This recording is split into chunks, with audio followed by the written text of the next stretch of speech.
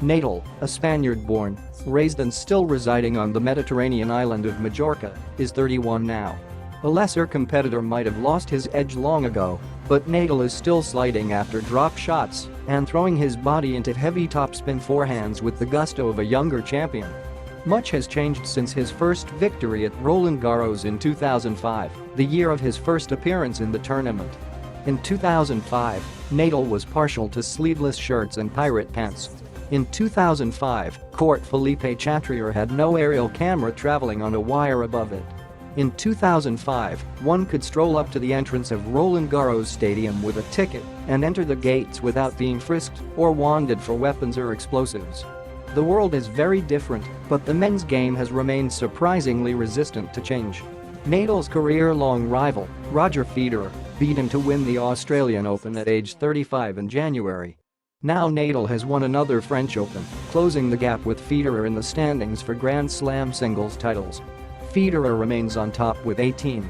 With Sunday's win, his 15th, Nadal broke a tie with Pete Sampras for second place. Two-thirds of Nadal's major titles have come at Roland Garros, where he has an astounding 79-2 record. His only defeats came in the fourth round in 2009 against Robin Soderling and in the quarterfinals in 2015 against Djokovic.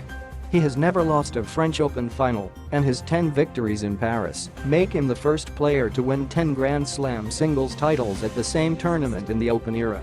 Martina Navratilova won 9 at Wimbledon from 1978 to 1990. Margaret Court's 11 titles at the Australian Open are the overall record, but 7 of those came when it was an amateur event called the Australian Championships. What makes Nadal's 10 titles in Paris all the more remarkable is that they came in a top-heavy era in the men's game.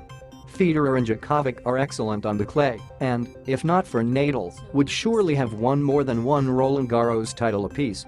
Nadal has beaten great players, often beaten up on great players, to maintain his dominance.